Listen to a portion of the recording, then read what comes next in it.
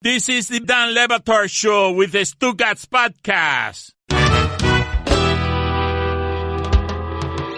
All right, evidently, I don't know how we reached the breaking point today, but evidently today is the day when everyone is saying, okay, we need to talk about this Ryan Hollins thing.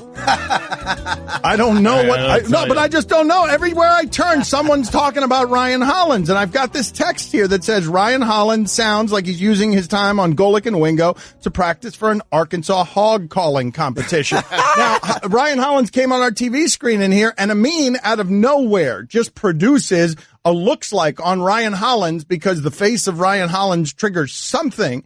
And so he's like, Dan, I'm going to read this to you. Look at the screen and just watch Ryan Hollins talk. And Ryan Hollins is gesticulating and he's moving his hands around. And I don't know what kind of sounds he's making. And this is what Amin reads as that's happening. Ryan Hollins looks like a guy who's always in the middle of telling an elaborate lie that usually begins with the repeating of the question that was just posed to him.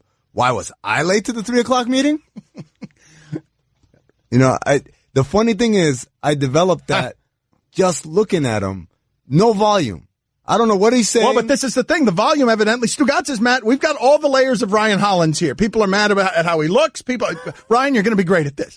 They're mad about how he looks. Yep. They're mad about what he's saying, and they're mad about how he sounds because Stugotz's objections are about sound. Well, that's all he does is he makes sounds. Like Trey Wingo's trying to get through a read or Golic Jr. this morning because he was filling in for Golic, and he just makes weird sounds at odd times, and he throws the whole thing off. And so, yeah, no, I'm familiar with it. He actually crashed the Bristol campus studio of ours. I know this because Liam said, hey, Mike, I got someone who wants to say hello to you. And there was a disembodied voice there talking to me, which was a wonderful spot for Liam to put me in, by the way. Thank you so much for that. Thanks again. Ended up being Ryan Hollins. And Ryan Hollins is like, hey, man, when are you going to let me on the show? You let me fill in before. I've been on with the fill-in host before. And I just very bluntly said, a few more reps with the B squads, man. Ow! Yeah. Wow, man! Yeah. Ouch! Yeah, well, I was put in an impossible situation once again. Wow, $2 blaming someone other than yourself for being a bleep hole. That's not his fault. Not my fine. No, I ain't paying it. I mean, that ain't his fault. No, B squad. You said to Ryan Hollins' disembodied face, B squad? Oh yeah, you want me? You want just Ryan Hollins showing up? Oh no, I don't. I just like to have him treated decently before. What, you want me to lie to him? Hey, yeah, man. No, next time. I mean, Mike is right. Honesty is the best policy, Dan. And the truth is, he's never going to be on this show. What just happened? What do you mean?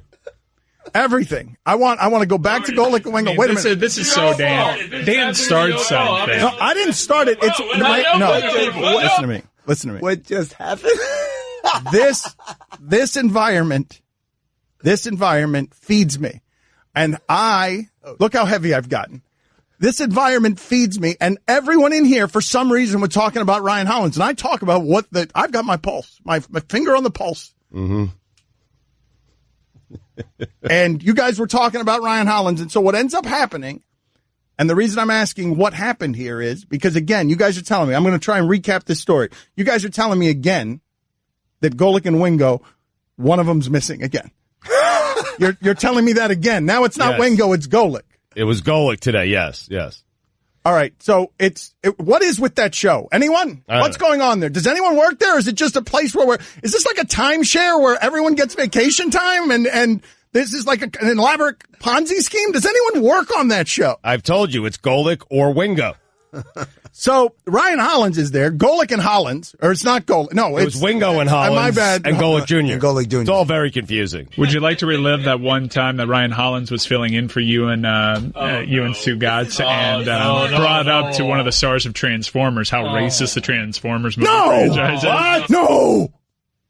NBA journeyman Ryan Hollins as actor Josh Duhamel. If the Transformer movies are racist. Josh, you're going to have to forgive me for this because I'm going to ask you a real edgy question. Okay. But you are my guy, okay? Do not forget, you're my guy. You might be on my wall at home, okay? Okay. You're my guy. Love it. You're my guy, too. You're on my wall. This hurt my feelings as a real fan, and I know that it wasn't meant to be taken in this way, but I felt like in the Transformers before, there were some robots that said some real, as an African-American male, I felt said some taken as racist and edgy things, or just the way that they spoke was supposed to be, I guess, in a sense of an African American or depict a hip hop culture.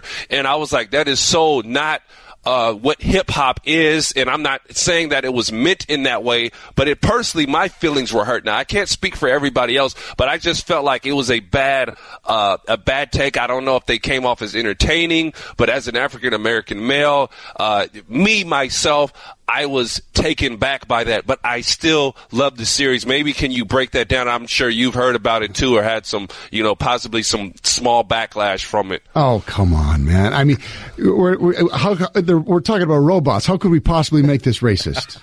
No, I hear, but what I'm saying is every robot, every character depicts something or somebody, even the hit, the way it was taken. I understand. I do understand what you're saying. And yeah, there's that's a question for Michael. I think that, there are certain sort of, inflections in certain voices and whatever that could have been taken as, okay, now you're generalizing. Yeah. So I understand that, but I don't think it was ever meant to be taken personally or anything like that, but I'm sorry if you're offended. That's one of the funniest things I've ever heard. That was excruciating from start to finish. I nominate it as one of the funniest things in the history of comedy or laughter. Ryan Hollins kept digging there, huh? Get him on the show, Mike. Yeah. Ryan Hollins, you are welcome on the show whenever you like. What the hell, man? Guess goes. That's a deep ditch right there. I love the response. So today is the day we should talk about Ryan Hollins. Oh, my God. That's how you know. The hell happened here? Hollins happened. No, I'm serious, though. Like, what is this? I want to know. You started this. I mean, yeah. No, but I want to understand what it is. I was just making the point that he makes weird sounds when he's on the radio. Go, this is what. Can we get some of those sounds? I want to understand why that's happening. Why is that happening?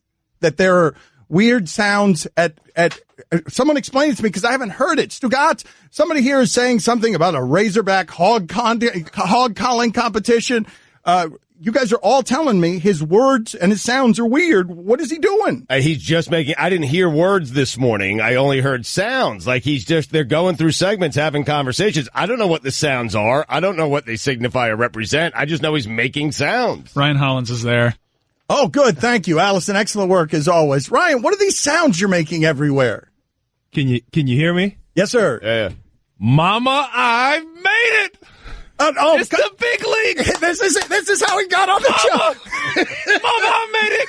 It's time. Oh my. This is the bucket list.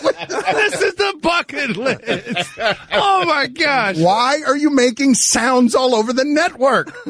I love life, brother. I love life. If you've ever played with me in a locker room, if you've ever been around Ryan Hollins, I'm full of energy and life and love, man. I got to enjoy what I do. What is the library of sounds? I mean, I haven't heard it. You forgive me. I haven't heard what they're talking about. I don't understand why people are saying. There it is. Okay. All right. What is that?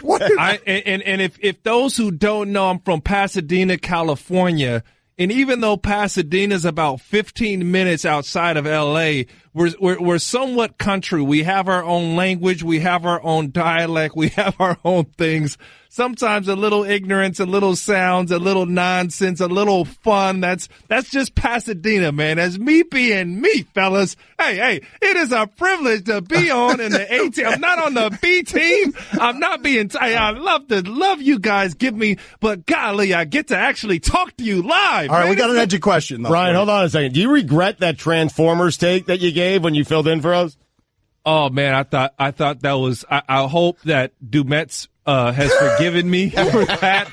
I absolutely do not take it back. It was the truth. No. Hey, sometimes if I'm gonna speak the truth, it's my truth, man. I feel like I've been blessed to be where I am by being somewhat unfiltered and honest with people, man. I don't feel like anybody wants anything different, and I'm sorry if you love me or hate me for it, but I gotta be me. I gotta tell the truth. I gotta be 100 with the listeners, fellas. It's Dumel. Hi, everyone. Stugotz here. Support for the Dan Le Batard Show podcast comes from our friends at Rocket Mortgage by Quicken Loans. Chances are you're confident when it comes to your work, your hobbies, and your life.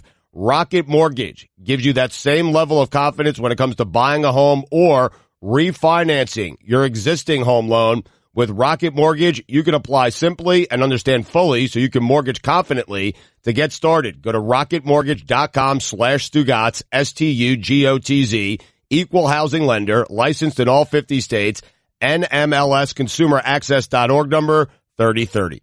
Dan Le Batard. So he was on Wingo and Golic, and I'm told this is Golic and Wingo. Excuse me. Whoa, that's a fun. Wow. No, that's not a fine. What do you mean? No, what? That's not. That's not the name of the show. That's not the name of the show. Fine. They only had 8 million ads. $2, 2 names wrong, right? And be careful on tone. That's all I'm saying. $2, fork it up. Stugotz. Want me to front you? No, thank you. Good, because I don't have any money on me. This is the Dan Le Batard Show with the Stugotz on ESPN Radio. So we've got some things going on here today. Amin Elhassan in with us. We will get to him in a second. But first, happy 51st birthday to Paul Giamatti. Happy birthday to him. I don't care. Good luck. Among the things that we have going on today on a very slow Wednesday is 8 hours of radio. We are doing 4 hours this morning, and then tonight you can watch this game. That ESPN has lost its mind. They're going to get people for us during the game. They're going to allow us to watch the game. Mike, you got to tell people where the gizmos are. I don't know where the gizmos are where they can watch the game. Or watch ESPN.com or the Watch ESPN app. And if that still confuses you, follow us on Twitter at Le Batard Show. Leading up to the event, we'll tweet out all sorts of information, including a live link once the feed does indeed go live. Wasn't Gizmo a gremlin? Yes? Yeah. That is the kind of contribution you will get from Amin Elhassan tonight during 4 hours of basketball coverage on the ESPN Gizmos. By the way, very on topic, Paul Giamatti. You know who does a great limited fig, Paul Giamatti? Ethan Strauss. That's the kind of analysis you will get tonight. That is why he is worth 8 hours of radio today. Hopefully you're saving the good stuff for the second. That's what he doesn't want to. Yeah, he doesn't want to spend it all now. So he's going to make sure to unleash it on the people at 9 o'clock Eastern. But we're hurting today, and I'll tell you why. Because the first question on Highly Questionable is, what would help the Warriors more tonight? The return of Iguodala or the return of Rodney Hood? That's a funny question, man. It's also a terrible question. I'll give you a funnier question. Here's a funnier question. Tell me that it's not a funnier question. Does Kendrick Perkins sound like a crazy old loon when he says he's a problem the Warriors shouldn't want? This quote from Kendrick Perkins, like Kendrick Perkins is at the height of delusional in this league. If he thinks the Warriors are fearing him, what are you going to do, Kendrick? Scowl at them? Like, listen to what he says. Here's the quote. I don't know why people keep wanting to pick battles this way. Might want to choose that bleeping wisely, man, rather than bleeping with me. I don't think I'm the problem that they want, though. Might want to pick another battle. Man, you know how happy they'd be if you were the problem that was on the court tonight? Kendrick. You're exactly the You're the problem they want in the opposing uniform every time. Is he talking in a basketball context, though? Or is he talking I don't know. That's the great part of the question. I don't know. Is he saying they don't want these problems in the post? He can't be saying that. No. It can't be in the post. I think he means like, I will punch somebody and you won't enjoy it. Didn't him and Draymond have that back and forth about, meet me in the streets or something like that? No, it was Tristan. Oh, Tristan. It was Drake. Oh. I'm a little tired of this in the NBA, and I'm guilty of it because I'm a Heat fan, and we have Udonis Haslem and James Johnson, and anytime someone jaws at him, you don't want this, and you feel all good as a fan. What are they going to do? Is James Johnson going to roundhouse kick you on the court? All it is, having a tough guy, an enforcer, is somebody that'll just jaw at you. But James Johnson can do it. That's the difference. James Johnson is actually feared by other guys because if he does snap, you are going to get roundhouse kicked. But nobody ever snaps. Nobody ever snaps in Jerry Stackhouse. No, sometimes people snap, Mike. I mean, Michael Jordan punched Steve Kerr in the face, and that's his teammate. This was 30 years ago, pretty much, guys. Like, nobody does it in today's NBA. So why is it good to, why have a Kendrick? Well, we need some toughness and whatnot for practice, I guess, because he can get tougher with you guys. But what is he going to do? Jaw at somebody? A decade ago, Jerry Stackhouse waited by a bus. Right? Like he went a decade ago. That's Mike's point. Like nothing's happened recently. Well, I'm just saying, look, they're not all roaming the NBA like they used to. They're an endangered species, but they're still out there. Udonis Haslem exists. James Johnson exists. Yeah, there was an incident, recently, the Clippers and Rockets, although that was mostly talk, but there was an incident in the locker room. But these are isolated events. No, but Zach Randolph's boys will beat you up with pool cues. But not on a basketball court. Okay, that's worse. It'll be in the street or at the bar when you're not expecting it. With no cameras around to save you. All I'm saying is it's so overstated, and we hype it up to no end. Like, oh, yeah, you don't want problems with Kendrick Perkins? Why not? What is he going to do? Talk to me? I don't know if we're hyping it up. I think we're laughing at Kendrick Perkins. We are. I'm just done with giving all the tough guys so much respect when they don't actually do anything. When they're not your tough guys. Yeah, don't mess with UD, though. Right. This show ain't free. Time for some ads. You've grown to love Kelly Olynyk, man. Do you realize they can sell you anything? Oh, man, he's a skilled player. Tyler Johnson was someone you thought deserved the money. Gritty, tough.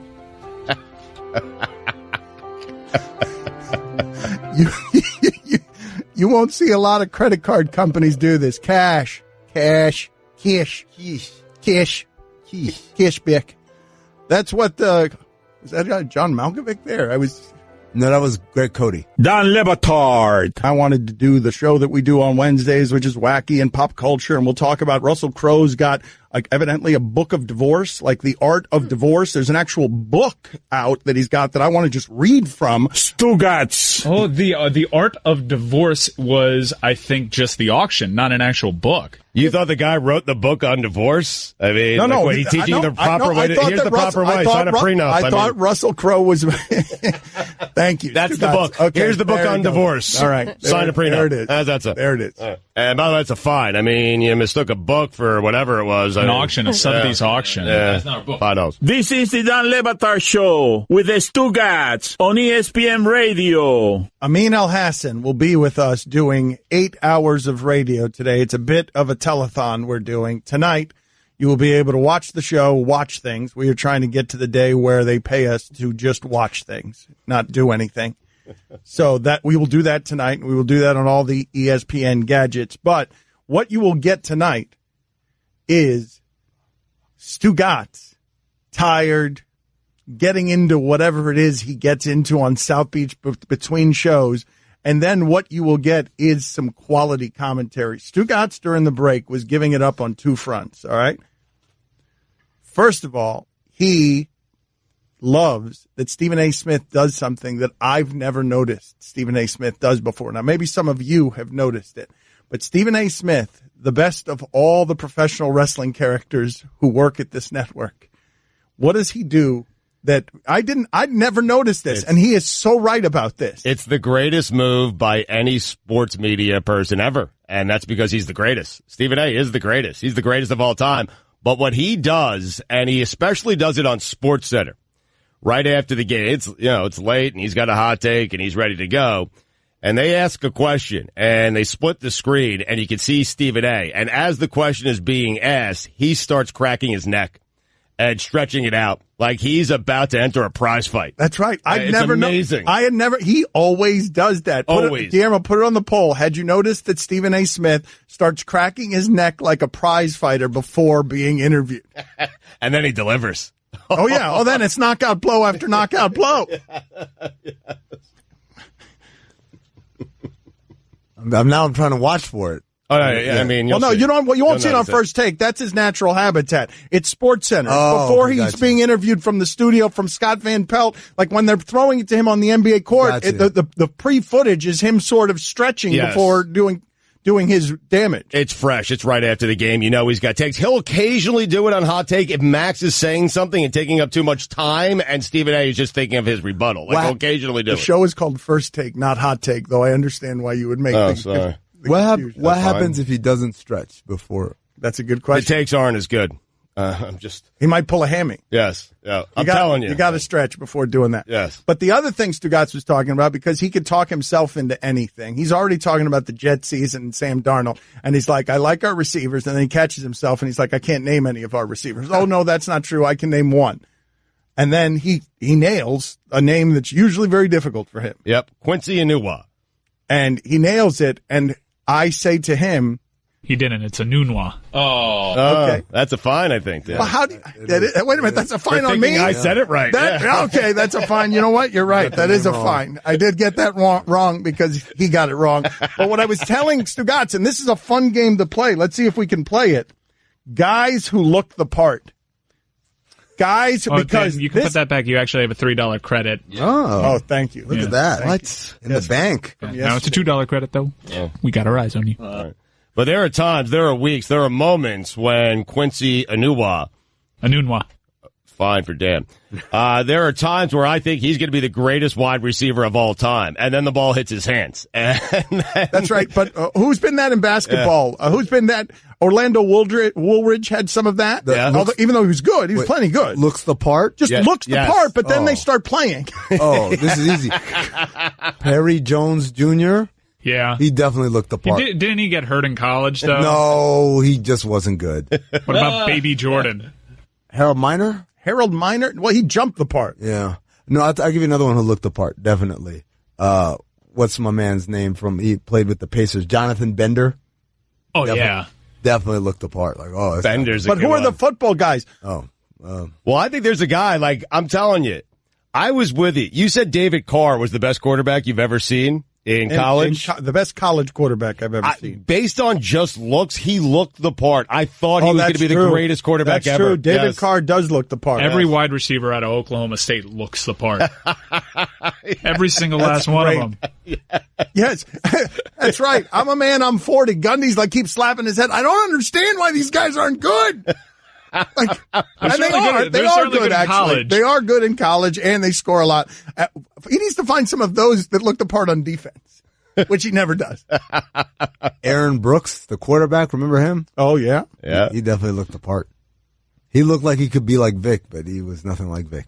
I see some of that there. I don't see a lot of it because he's not a monster. See one thing there. He's not a monster athlete. Ryan Mallett. Oh, wow, that's good. Nat looks the part at that position. You're right. Amin's wrong. Okay. We can't have his look the part. He doesn't even understand the game look the part. I do. That guy does. Aaron Brooks doesn't look at all the part. I don't know football. That's the real. That is the problem. Yes, that's the problem. Aaron Brooks doesn't look the part. RG3 doesn't look the part. Lamar Jackson this year doesn't look the part. Lamar Jackson's put on some weight. He's kind of looking the part. And strong buzz at a camp. No doubt. Vernon Golston's another one. Oh, yeah, totally. Yeah. They're all Jets. Did Dante Culpepper look the part? We weren't really. No, Dante Culpepper looks the part now because Dante Culpepper existed. He sort of was a new sort of template that we weren't used to seeing.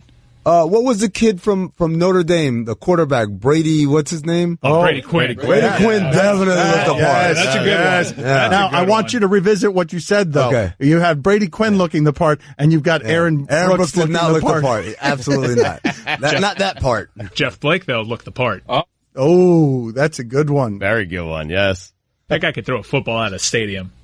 But it can't be him. He can't look the part. If we put him at receiver, he'd look the part. That's what you meant.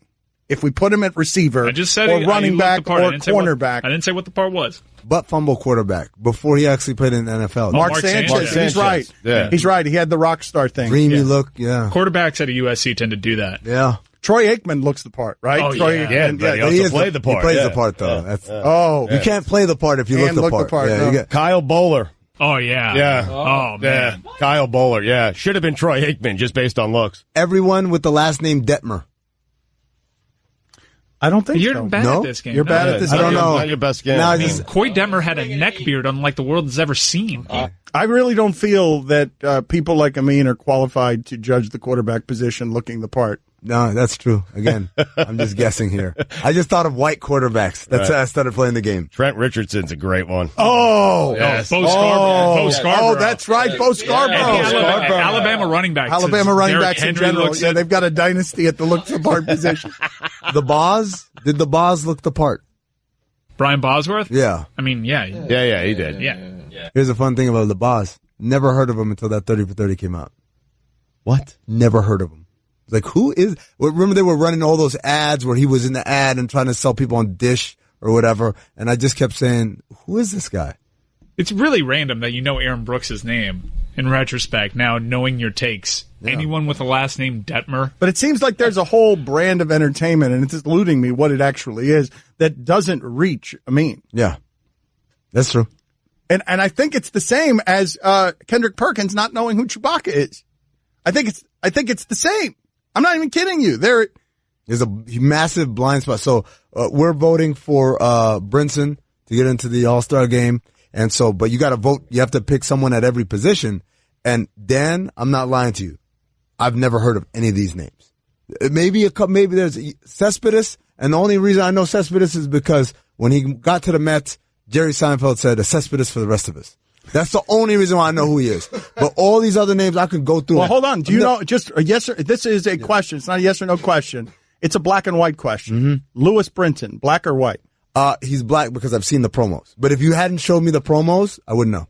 You actually don't have to vote for everyone at one position. You could just vote for Louis Brinson, and that's it on both teams.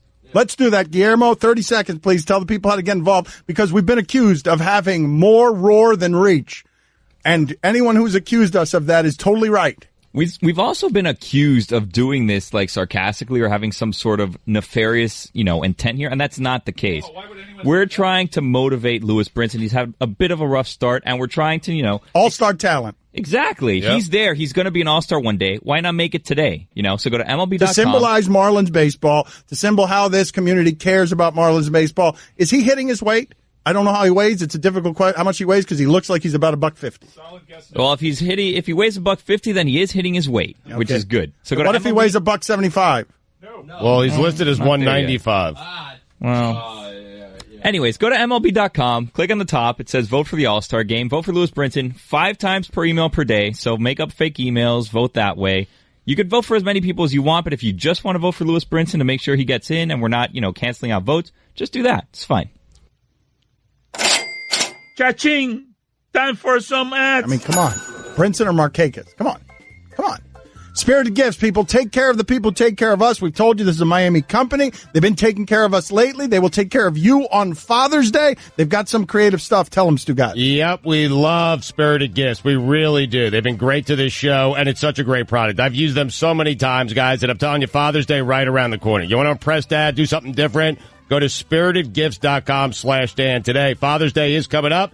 Get your shopping done by visiting spiritedgifts.com to get Dad the gift he really wants and needs: alcohol. Stop buying Dad lame gifts on Father's Day. Don't do it. Look what Mike is holding up if you're watching on TV. It's amazing. It's a bottle. It's got the Dan Batard Show with Stugotz logo on it, and underneath it says, Dan! He loves that. I do. That's the type of stuff they do, man. We love this company. We love the people who run this company. They're a local Miami business. Guys, make Dad happy. Do something different. Visit spiritedgifts.com/Dan for our Father's Day offer, which includes free shipping and free gift wrapping with all purchases. Order by June 8th and get free gift wrapping and free shipping. Only way to do so is by going to spiritedgifts.com/Dan. Everyone in the neighborhood knew about Bobby. Bobby, the basketball boy, they called him. Bobby wanted to go pro someday, so he was always out in the driveway shooting hoops. But one day, his mom came out and told him, "Hey, your wife wants you to take out the trash." His mom was visiting, and Bobby was a grown man. He had kind of missed his window. Plus, no one had ever seen him actually make a basket. But on the other hand, Bobby had heard how Geico could save him money on car insurance, so he switched and saved. So it was all good. Dan Batard. We play the game the white way. Stugotz. We sweat better than you. This is the Dan Batard Show with the Stugotz on ESPN Radio. I feel like yesterday at 3 o'clock, after 10 Eagles were going to show up, 10 Eagles, the owner and the mascot. I would love to have heard the meeting. I'd do a 30 for 30 on the meeting where they decided on the mascot. Like, how did that get decided? Okay, so the mascot's going to go? All right. and 10 of our players. So the White House cancels it. And I feel like instead of, and we discussed this yesterday, because there were no Eagles, they should have had actual Eagles. They should have had Iron Eagle. They should have had the band, the Eagles. And as it was happening, Donald Trump should have taken an actual victory lap while singing an actual victory lap, singing the words incorrectly. I'm about to say, as he circled in a victory lap the White House lawn, because the NFL owners put that for him out there on a platter, and he turned it into National Anthem and Music Festival. Like National Anthem and other wonderful music. What was the other wonderful music? Now, do we know what it was? We're guessing other patriotic songs. I know God Bless America was attempted. Yes. That is one of the things. But the funny thing is they said that there were Eagles fans in attendance, that this event was for all the Eagles fans that were going to come out. And then a local reporter, I think from Delaware, just started asking some of these supposed Eagles fans who started the Super Bowl quarterback for the Eagles. 6 of them were asked, and none of them had the answer. So you had that yesterday. But during the break, as you know, Stugotz is a perpetual exasperation around here. And today he comes in, late and, like a rodeo bull. He comes in giving takes in every direction. And he's trying to do a promo for tomorrow's show. What's the name of the guy who's coming on with us tomorrow? Mike Shinoda from Lincoln Park. Okay, yeah, and this is the shortened version we can give you, condensed into a time capsule of what it's like in as brief a period as we can give you to work with Stugotz. Imagine me, Amin, and Mike Ryan all trying to coach him. Hey, Stugotz, join us Thursday. We'll be joined by Lily Allen, Jamel Hill, and Mike, who? Shinoda? Who is this person? I only know Jamel Hill. That's Thursday in the Dan Le Batard Show with me, Stugotz, on ESPN Radio. Mike Shinoda. Shinoda. Oh, now I know him. Lincoln Park. Oh, jeez. My Shinoda. You should say that. Do that. Ready? Okay. Hey, Stugotz, join us Thursday. Lily Allen will join us. Jamel Hill's going to join us. Mike Shinoda is going to join us. Mike Shinoda. Sorry. Ready? Hey. Means voice going to be on a promo on the show that he's not going to be a part of. Hey, Stugotz, join us. Think these things out. Hey, Stugotz, join us Thursday. Lily Allen going to join us. Jamel Hill going to join us. Mike Shinoda going to join us from Lincoln Park. My Shinoda. That's Thursday in the Dan Le Batard Show with me, Stugotz, on ESPN Radio. Mike! I got food in my mouth. Awesome. Mike Shinoda. No. Do it live. We'll do it live! Do it live! I'm enjoying my kind bar. My breakfast. Breakfast? Seriously. 1 second. It's almost swallowed. No water. That's not enjoying breakfast. You wash down water. Hey, Stugotz, join us Thursday. Lily Allen going to join the show. Jamel Hill as well. And Mike Shinoda from Lincoln Park. My Shinoda. That's Thursday in the Dan Le Batard Show with me, Stugotz, on ESPN Radio. I have food in my mouth. Very clearly chewing. You're very clearly chewing. And I said Mike Shinoda. I want to leave it.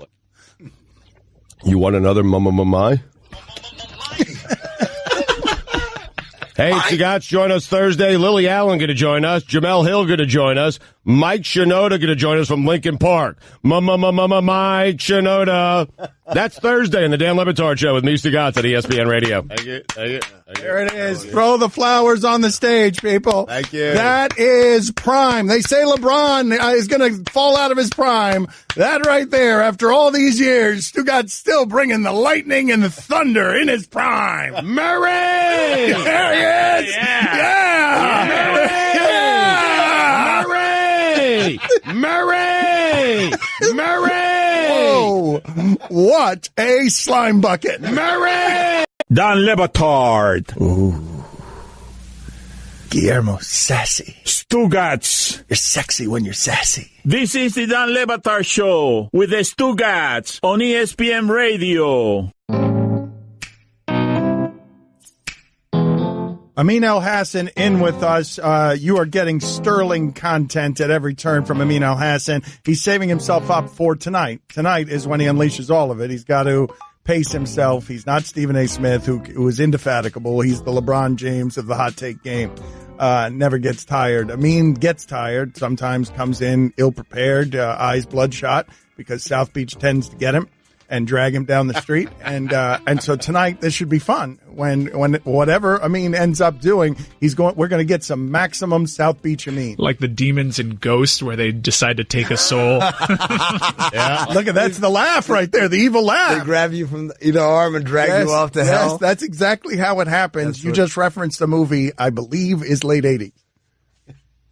But it's a classic. You are old, though, dude. Yeah, but everyone knows. Everyone knows. There are certain movies that just cross over. Everyone knows what he's talking about. All right. That movie lives forever. Guillermo, put on the poll, is Ghost a timeless classic? Because that was an excellent reference. I just feel like, if you can't get him to know the names of any baseball players, if he's already gotten too old at 39 for some of this stuff, that feels to me, to even me, king of the musty reference. As Ghost is a movie, the musty reference. Well, I'm not the king of the musty reference. That's Kornheiser. Guy writes in here, tweeter, Batard continues to bash Trump for his patriotism.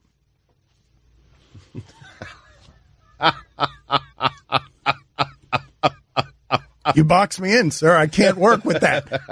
I can't go anti-patriotism. You're right. Donald Trump is more patriotic than I am. You win. Because he did a music festival on the White House lawn yesterday. Didn't know the words. I mean, okay.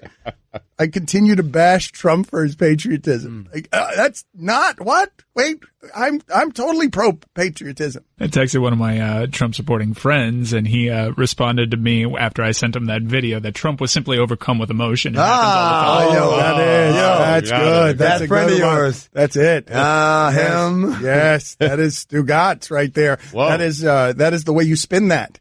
You spin that. The words were not forgotten. The president couldn't believe what a wonderful display that he had created for the White House lawn with the economy's up and, blacks have never been better off and unemployment is, it just everything. That's his patriotism. Yeah. 3:00 with music yesterday. I mean, he should have been running a victory lap. Like, I want you to imagine him just running around the White House lawn with that Sammy Sosa flag. First base coach hands him. First base coach hands him like the Sammy Sosa flag that he ran into the outfield with. The giant one, not the little one that he ran around the bases with, the big one. The big one's a start, and then he rounds first, and he gets a little one. Well, no, the big one, he's just running out to the outfield, and he's just waving it all around the outfield, and the Wrigley fans are going bananas. The small one, I still don't know who handed him that flag. I don't. Wait, you think it's the first baseman? That would cause a bean brawl. I do, yes. If it was, does that mean they practiced it before the game? I don't know whether they told Sammy or it was rehearsed. My guess would be, knowing Sammy Sosa a little bit, that Sammy Sosa told his first base coach back when he remembered English. Told his first base coach, you hold this little flag, I'm going to hit one out. You know why? Because, good God, I'm using a lot of steroids. And you go ahead and give it to me as I run around first base and we'll play safe. Well, it's the same patriotic move, man. Sammy Sosa was there before Trump. Yeah. It's just, different. Remember the cork bat? How great was that? How great was that? The exploding cork bat. He wasn't cheating enough. You got to find that rare video. Steroid and a cork bat. Yes, also, pine tar, on his tongue, like everything. He was, and then he became. I want to hit him further. Yeah, and then he became white. In his final act.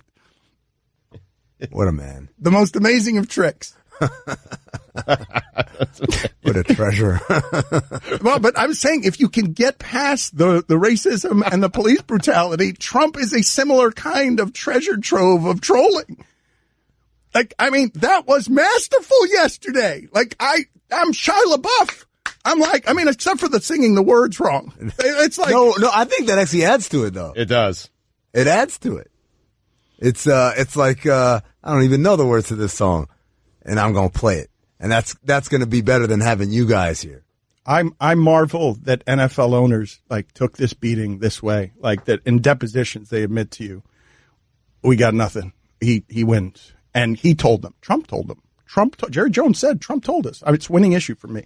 I'll squeeze you on this. Like, man, Jerry Jones chose to do that bowing show before the flag Colin Kaepernick. Jerry Jones actually bowed on this one. Like, Jerry Jones got his bleep squeezed, Jerry Jones, that can't happen to Jerry Jones very often, where he can rationalize it away as I'm pro anthem, I'm pro country, I'm pro flag, but you got squeezed by the president on something and you bowed in a locker room full of people a lot of black bodies have made a lot of money for these owners, and he told you in a deposition, in his own words, Trump squeezed us on this. It was a winning position for him, a losing position, and the guys with the FU money and the guys with the FU power bowed before the guy taking a victory lap yesterday. Why?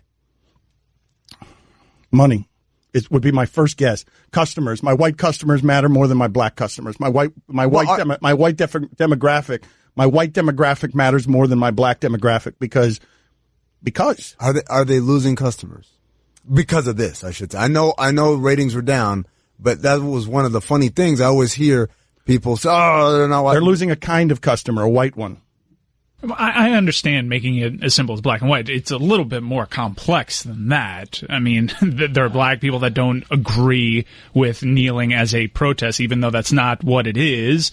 They're not protesting the flag. They're protesting police brutality. And there are people that perfectly understand that concept that say, okay, but kneeling during the anthem is still out of bounds. It's a little bit more complicated than just black and white. Also, there are black people who boycotted watching the NFL because of the way that. But they don't matter. They're never talked about. They are never talked about. The people who might be alienated by what's happening to Colin Kaepernick are not the group of people that ever get talked about. But that's my point, Dan, is we say the NFL are losing viewers, but we never have kind of concrete proof that these are the viewers you're losing. You're losing white people who are upset about the anthem stuff.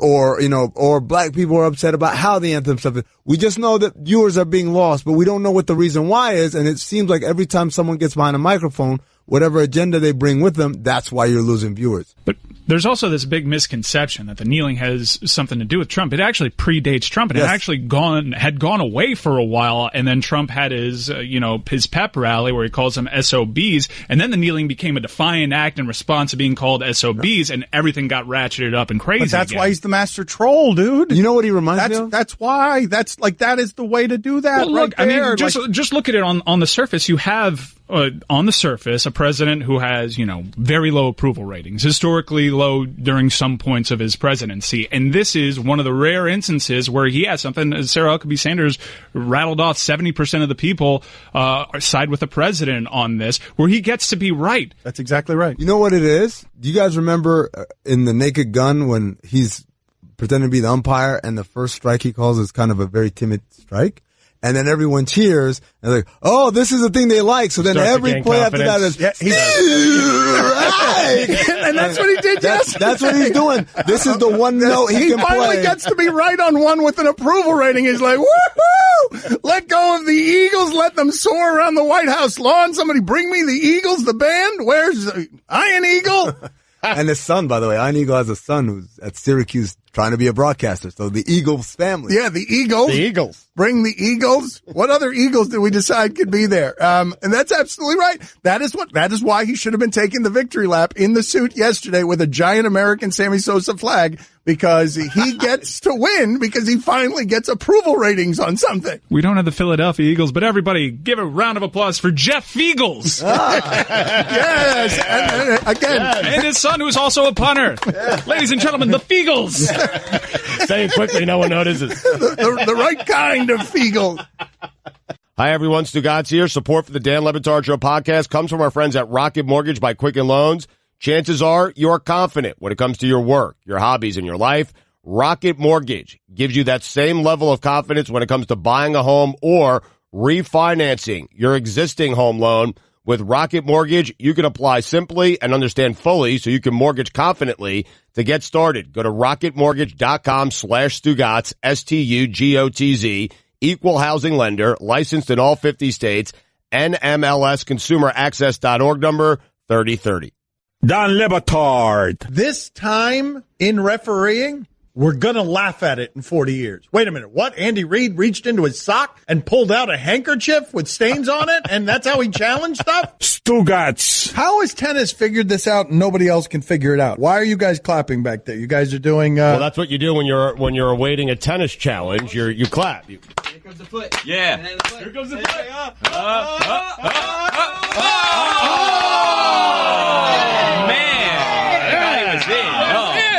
Great call. Yeah. This is the Dan Le Batard Show with the Stugotz on ESPN Radio. Game 3 of the NBA Finals is tonight. You can watch the whole thing with us on all the ESPN gizmo things that where people stream, young people stream things. Our show will be live during the NBA Finals. And so, in preparation for that, 8 hours of Amin Elhassan today. We're going to call in. We're going to have people calling in from the game. We're going to do like serious coverage combined with our nonsense. Yeah, we have so many great camera angles available to us. And, we'll have a live video interview with Doris Burke for 2 questions. Wow. Just two quick questions. 2 quick ones. We have a Stugotz halftime show in which he'll give you a legitimate SportsCenter highlight reel. We have Jeff Van Gundy and Mark Jackson scheduled to join us for 2 to 3 minutes. All right, so we are squeezing the juice here out of all of this. Doris Burke, put it on the poll, Guillermo. Did you know that the sideline reporter is allowed 2 and only 2 questions? But the reason that I bring all of this up is because during the break, we were preparing for this tonight because we were having a very impassioned discussion about Ghost and the movie Ghost, and Roy, in a stunning upset, produced the best reference. Now, we understand that we are referencing a very old movie that Mike Ryan claims is a timeless classic, which is not. It's an outdated reference. Everything we're about to say. What's wrong with you? Why are you fighting all this stuff? Right. Demolition Man's not a Hall of Famer. Right. Ghost is not a timeless classic. Whoopi Goldberg won an Oscar. Yep. For her performance in Ghost. The people are with me on this. It's early right now. I mean, the poll's only been up 20 people voted. For a couple of minutes, just 1,000 right now. It's got 2 classic, iconic movie scenes. That makes it timeless. Okay, but all right, maybe it does. And is Stugotz right about that? He's got certainly has one. Irrefutable. Okay, but here's the thing. Ditto. Yes. Ditto. So many scenes from that movie. I don't believe molding of the clay. I don't believe. Yes, the molding of the clay and the dancing. Ditto. The dancing, obviously. Spoiler alert. The very end. Oh, waterworks. Oh yeah. When he tries to push the penny. All right, hold on a second. Let's slow down for a second. Roy had the best observation about this movie from 35 years ago, or however long it was. He stunned me. It's not how old it is. No, it's not 35 years old. Came out like in 1990. It's 28 years old. That's it came out when I was a little kid. It's the 90s. It's a reference that's very dated. And Roy hit us with this, and it's the truest thing ever said about Ghost. Yeah, in the subway scene after Patrick Swayze died, there's this guy who looks exactly like Jeff Van Gundy. Now, not a lot of people get that reference, but it is an excellent reference. And that guy will be joining us during our coverage tonight from the NBA Finals, whatever that guy's name is. Considering he's dead. In real life. No, he's joining us because he does the games with Mark Jackson.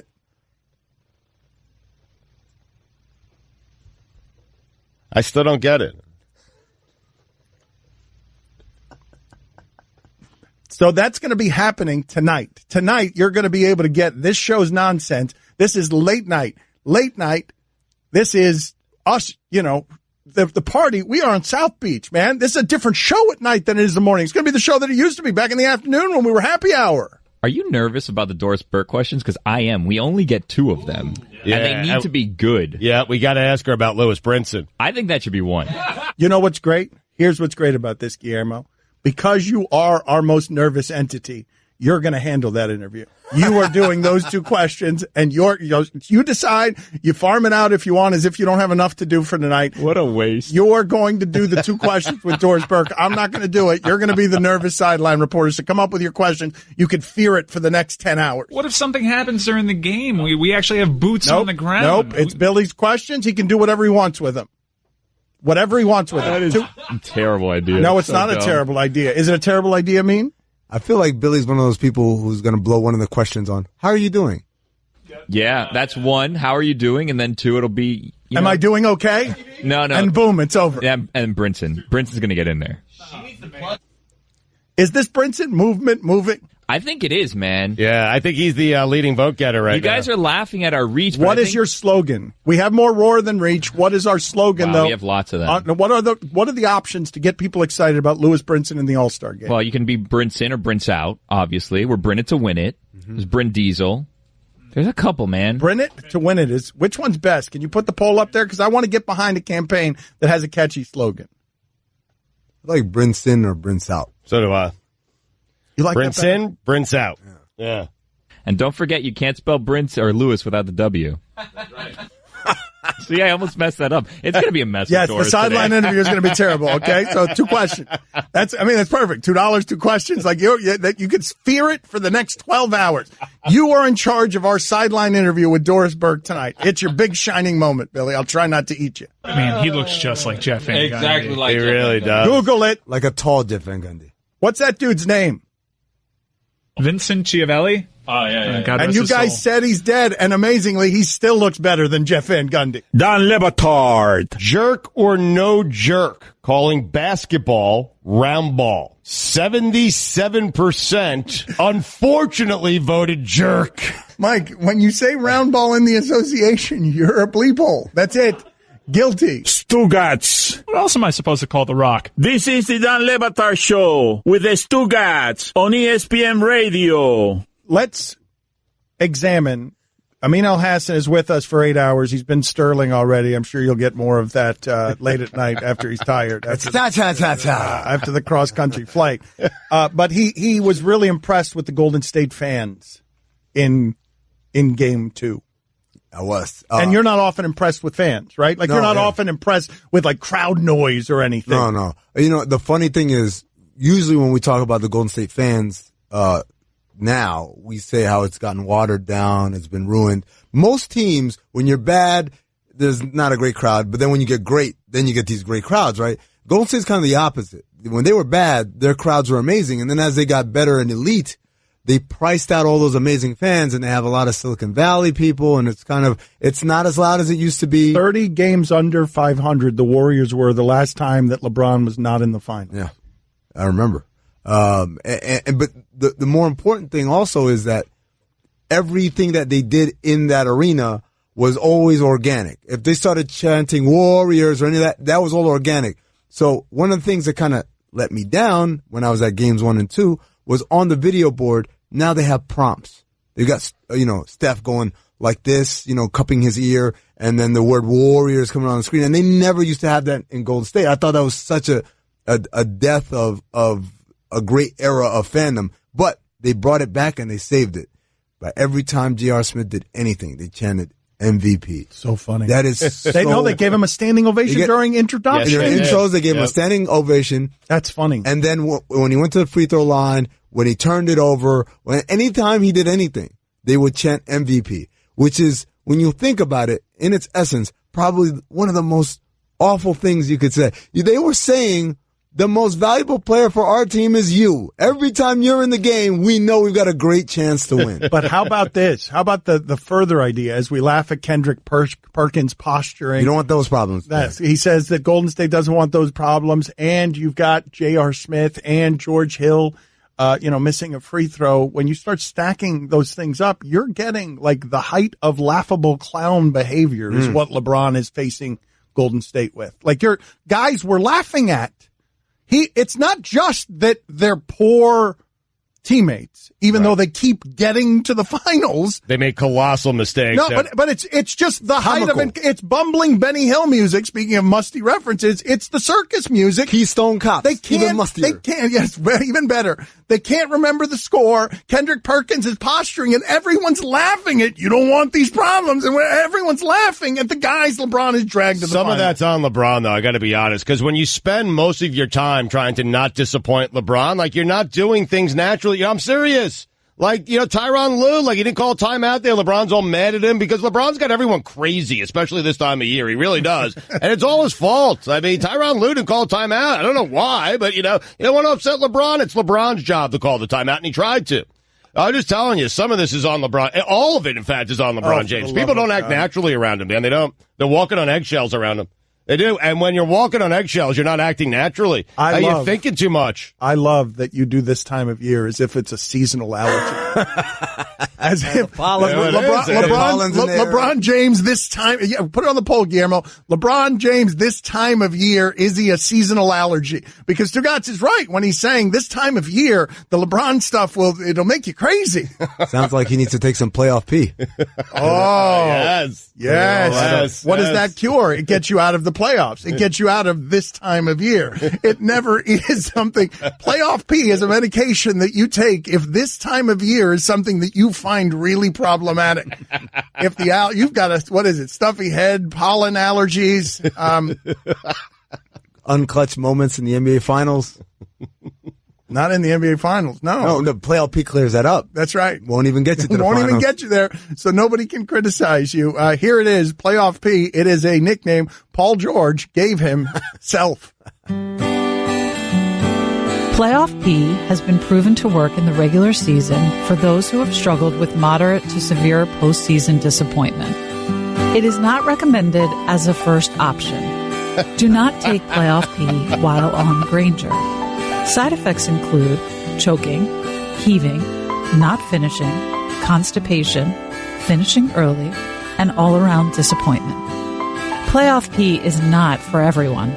Call your doctor if you experience susceptibility to catfishing, kissy face, Australian sensitivity, paternity suits, the inexplicable urge to play for the Lakers, or thinking that dude's butt belongs to a lady. If you experience the loss of Oladipo, please call your doctor immediately. Get headed in a new direction with Playoff P. The music behind the side effects on those things is so soothing. I want to buy the medicine. They are subliminally. This is why there's a CVS on every corner. They are subliminally selling us their product. Listen to this. This happy is music. I want to buy whatever you're selling me, no matter how much anal leakage it gives me.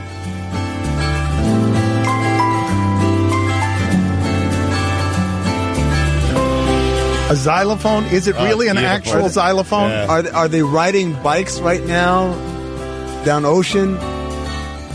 Big 3-wheel bikes, though, right? They're rollicking back and forth. Balloons on the handlebars. Right. Don't worry about the thing that's going to make your spine leak fluid. That's a side effect. But right now, you could be in this happy music riding a bike. It's me and Stugotz in one of those motorcycle cars. Then there's a candlelit dinner. And they're dancing, but they're all by themselves. There's only one table on a balcony with the candlelight on it, and then there's a dip right here. Right there. Yeah. I mean, do these musicians feel incredibly sad when they go in the studio and they are used to feed opiate addiction? They feel incredibly wealthy. Actually, they don't? Is that what you muttered under your breath? They don't make good money? They make okay money off it, but that's all. How do you know? Because I talk to people who do this. The whole point of this is to build enough of a resume that you can then go ahead and level up from there. But there's not like a specific person you go to who's the best of the best? Like a guy whose entire career is just... Yeah. Wait, level up? So there have been like commercial jingle writers that all of a sudden are scoring major motion pictures? Yeah, what's his name? Wasn't Randy Newman like that? Didn't he get his start writing jingles? I know Alan Thicke did. Alan Thicke was, yep. Well, there you go. Level up. I am remiss. Forgive me for not bringing this to your attention before. Bob Ryan will get in here. But you guys were discussing and pointing at each other. Still, getting back to the only important thing that matters today, the movie Ghost. You guys were pointing at each other, and you were really connecting on the movie. And I want you to tell the audience. Let me explain to you first, before Stugotz says what he's going to say. I just want to explain to you that we were talking about the movie Ghost, and in a kinship that can only be brought to you by an all-time classic, when Stugotz made a reference, all of us started pointing at each other, congratulating each other. It's one of the strangest things I've ever seen. Everybody was happier here than I've ever seen them. And it was just pointing and and we were really falling into the marrow of a movie from 28 years ago that the audience could not possibly care less about today. So, without further ado, here it is. Here is what Stugotz said to trigger all of us, just eternal bliss and happiness pointing at each other. Willie Lopez. Yeah! That's that guy. That's that guy. Yeah, Willie Lopez. right. Same character actor. Yeah, that's that guy. Woo! Willie Lopez brings back memories. Character actor. Yeah. How can you argue this? Which part? All of it. Mike's trying to get started. Go ahead. Raindrop, drop top. Time to read the script for a hot spot. Willie Lopez, also the bus driver in Speed. No. How about that? No way. How about no, that? shut the front door. Prove it. No way. Yes, way. No. No, I refuse to believe it. Go check it out. No. No way. Look him up. Nobody. I got it up on here. No. Yeah, his name's Sam on there. Look it up on the gizmo. Yeah, where is Sam? Sam? Mike, call Wikipedia. Control F. It's not the same guy. Sam was way too tan. I knew that wasn't. You're the worst. Once again, Stugotz ruins it. Not since the Predator movie has Stugotz ruined it worse than he just did. We'll get to that in a second. Well, Dollar Shave Club. Not since you just ruined it. We were enjoying ourselves, and then you got the wrong reference, and we were all shouting, and then the segment's over. He was in Waterworld. No. Willie Lopez was in Waterworld. No. He's also in Cannonball Run. I don't believe a word you're saying when it comes to Willie Lopez. Shut up. Turn off his microphone. You're a Willie Lopez truther. You don't know what you're talking about. You're just making things up and hoping nobody notices. Carlito's what? Don't fall for it, Roy. Nothing no. Stugotz says is right anymore, and that's $2 for reading the internet wrong. Oh, no. Secret of my success. What happened? No. Rest in peace, Willie. Oh, no! Don't you dare say that! Don't you dare! Way to go, Stugotz. The show killed somebody else. Next, you're holding up the line, ma'am. What did you say? You're next in line for the water slide, ma'am. Feet forward and enjoy the ride. Okay, dearie, this does look fun. Whee! You melted me. I've melted. The Wicked Witch of the West on a water slide? Surprising. What's not surprising? How much you could save by switching to Geico. See what you've done. Oh! Geico. 15 minutes could save you 15% or more. Don Batard. How much does the watch cost, Ludacris? How much? I don't know. I got it for free. That's a good question. Stugotz. That's an indelicate question, right? You don't ask a woman what she weighs, and you don't ask a hip-hop star what his jewelry's worth, do you? That's why he let me ask the question. You really don't. This is the Don Batard Show with the Stugotz on ESPN Radio. Dan, it is time to pump the brakes. It is back. Can we pump the brakes on Golden State Warrior fans? Such great fans. They are great fans. Why? Because the MVP chant they did for J.R. Smith? It's clever. It's clever. First of all, it's very clever. Second of all, they've been great fans since before they were good, which is rare. So yeah, that's but now that they're good, they're obnoxious. And that's the problem. So they were great fans before they were good, and now that the team is great, they're obnoxious, and everyone's calling them great fans now. No one called them great fans when they weren't any good. No, we did. They're only no. Who did? We did. Everyone. No, who? I did. Never heard anyone say Golden State fans were great fans before they started winning. They were fans of Latrell Sprewell. They were great fans. Those were fun teams, man. Those were fun teams. Sprewell, Hardaway, Mullen. I mean, 30 games under 500. They used to sell out that arena and was loud, one of the loudest arenas in the league. But we only started to recognize that once they became good and everyone started paying attention. So it's easy to say, they've always been great fans. Yeah, give me a break. Not true at all. When they upset the top-seeded Dallas Mavericks in the first round of the NBA playoffs, everyone credited not just a team, but that hostile environment. Most fun Steven Jackson has ever had playing for a basketball team. Okay, and he won championship. All right, well, good for Steven. What I'm telling you is that fan base has now become obnoxious. Okay, you got the best team in the world. It wasn't fair before you had Kevin Durant. Now you have Kevin Durant. It's completely unfair.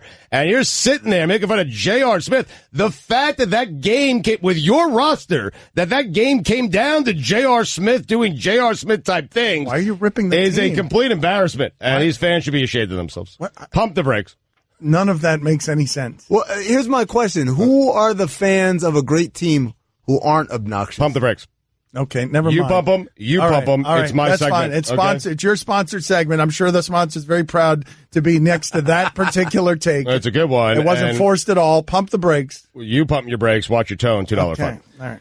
Score at Advance Auto Parts with 5 quarts of Mobil 1 motor oil and a Mobil 1 oil filter for $32.99. Plus, get a free Mobil 1 mini soccer ball after rebate. Think ahead, think Advance.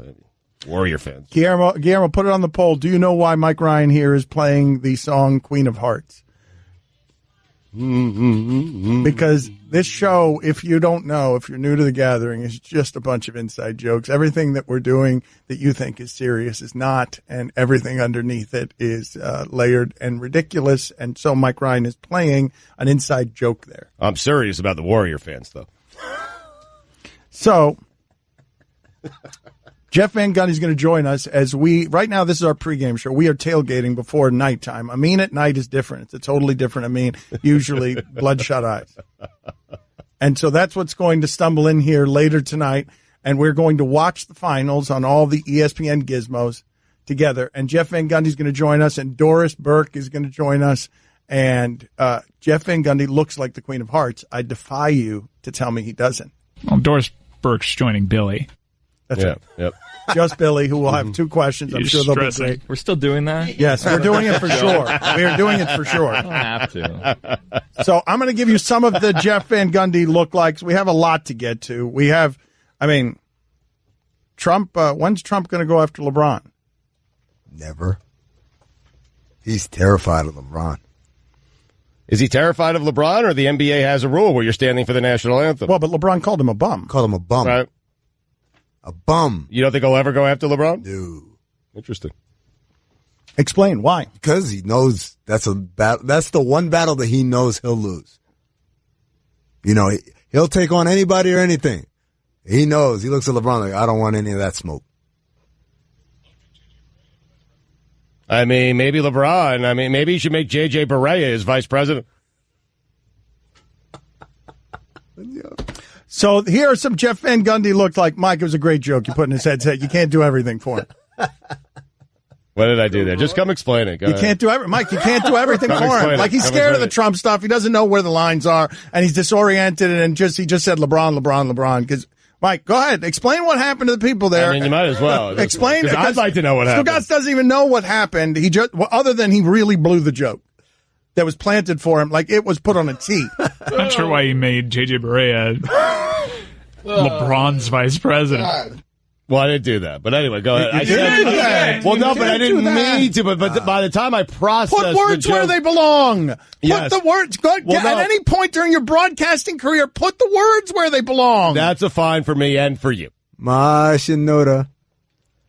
Listen, by the time I really processed the great joke that Mike had delivered to me, I was already on a LeBron thing, and then I had to pull it back and somehow present J.J. Barea as vice president. Murray! There it is. And there's the guy we're doing the show with. That is the guy I'm married to right there. It doesn't matter. He's just walking through the room making cold calls with his good friend Murray, who he's trying to job at a $250K. Murray! Calls him on the phone, cold calls him. I can get this dude's money. You know how I'm going to do it? With these 2 magical syllables. Murray! Worked every time. Even with guys not named Murray. Murray! All right, I'm just going to read a bunch of them fast as I can. Jeff Van Gundy looks like your uncle's ghost. Murray! Jeff Van Gundy looks like a frustrated prosecutor trying to cross-examine a parrot. Murray! Jeff Van Gundy looks like the guy at the gym who pees out of the bottom of his shorts. Murray! Jeff Van Gundy looks like the guy who keeps score on a notepad while bowling because he doesn't trust the score monitor. Murray! Jeff Van Gundy looks like the guy who walks out of the public restroom stall only for you to walk in afterwards and find urine on the toilet seat. Murray! Bob Ryan next. Murray! Don Le Batard. Marriage at some point, I think for a lot of people, they get down to, and this is really a sad part about marriage, where you're just having sex one day a week. And that one day a week is Sunday. And so I love Sundays, but I hate everything I have to do leading up till Sunday, which is essentially agree with everything my wife says and does everything she asks me to do. And I'm only doing that for the Sundays. Because if I don't do it, there ain't no Sundays. And I can't live without my Sundays. Stugotz. I wonder if Abby hates Sundays. Oh, she despises them. This is the Don Le Batard Show with the Stugotz on ESPN Radio.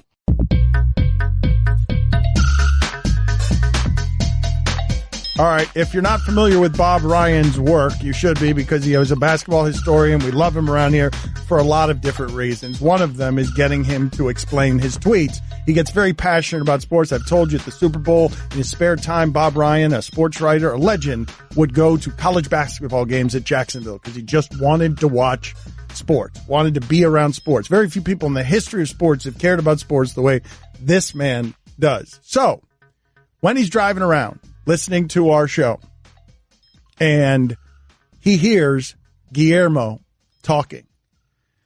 Guillermo, you may have noticed, is becoming more and more like Stugotz every day. He is going to do the interviews, the sideline interview tonight, the neurotic Guillermo of Doris Burke. He has really infuriated the mainstream media at every turn because he is a bumbling idiot. He's risen up the ranks. Yes. The Stugotz army. All right. Yep. And so evidently Mike Ryan does a little Bob Ryan. And so this is a text that Mike Ryan got from Bob Ryan when he was just driving around. This will illustrate the passion that Bob Ryan has for sports. Who is this Billy person saying postseason stats don't count? And I tried to explain to him, one of our producers, you should crush him. Bob Ryan responded, I'm driving around this morning and I hear the idiocy being spouted, and my fervent wish is that I could dump a tub of bleep on his head. What the F is the matter with him? Is he intellectually incapable of differentiating between regular season and playoff categories? And tell him that if and when Big Papi gets into the Hall, it will ultimately be due to his extraordinary postseason exploits. They will surely be stressed on his plaque. Has he ever heard of Mariano Rivera? Reggie Jackson. Mr. October. It's a big if with Big Papi, by the way. Bob Ryan, let this clown have it. This Guillermo who gets out there with his baseball opinion saying that the postseason numbers shouldn't count with the regular season numbers in baseball's most historic game. What a dope this guy is. This moment is indelible in my mind. I was on Central Street in Hingham, Massachusetts, about to take a right-hand turn onto South Street, right in front of St. Paul's Church and adjacent to the Square Cafe, when I heard this incomprehensibly stupid, monumentally, colossally ignorant observation that Roy Halladay's no-hitter doesn't count because it was in the postseason. And I think to myself, this can only be the spouting of an individual who is uneducated in the world of sport, had not the slightest knowledge of how sport works. This is an alien from some other planet who has just only the 5 minutes before been introduced to the concept of sport as we know it. What a incredibly stupid thing. Does he not know that among we baseball historians, October 8th, 1956, October 8th annually is a high holy day. Why is that? Because that's the day of Don Larsen's perfect game. That's the day that the first no-hitter / perfect game in postseason, i.e. World Series history, was pitched. Not only that, but it was the first perfect game in any competition in the major leagues since Charlie Robertson in 1922. We're getting used to the idea of perfect games these days, but the fact is there were 34 years in between them in that point, and when Larsen did it, it was in the World Series, when the World Series was by far the most important sporting event in America, everything else put together tied for second place. And this idiot would then go on to disparage postseason competition as if it isn't as equal or it doesn't even exist in comparison to regular season. And I'm thinking, what? And that's number one. Number two, who would put this person on the air? Who would allow him to have a public forum?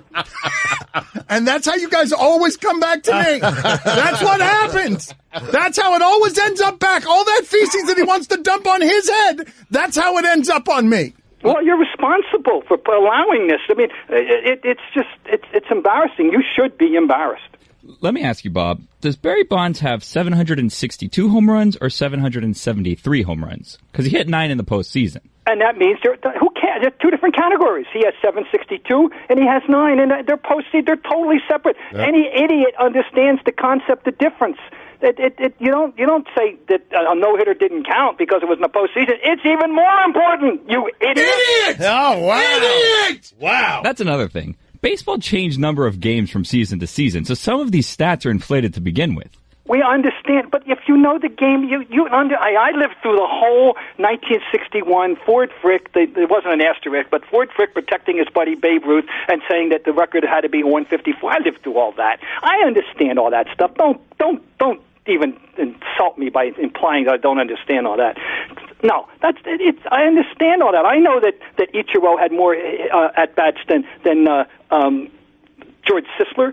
All right, I know that. I know he had more opportunities than to get the most hits in one season. I understand all that. So what are you trying to say? What are you trying to say? Now? You're trying to sound smart? You forfeited your right to speak, That's right. for God's sake. Yes. Oh, yes. Wow. Forfeit. Wow. Do you actually think David Ortiz is going to get in the Hall of Fame? He was in the Mitchell Report. If he doesn't get in the Hall of Fame, it won't be because of the Mitchell Report. It'll be because of the ignorance of National League voters who do not recognize the designated hitter as a viable position in baseball.